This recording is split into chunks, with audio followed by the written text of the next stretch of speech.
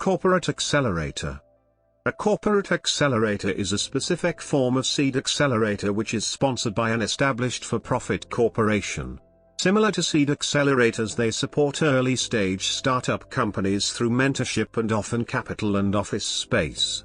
In contrast to regular programs, though, corporate accelerators derive their objectives from the sponsoring organization. These objectives can include the wish to stay close to emerging trends or to establish a funnel for corporate venture capital investments. According to Corporate Accelerator DB, there are 70+ such programs in existence as of December 2016.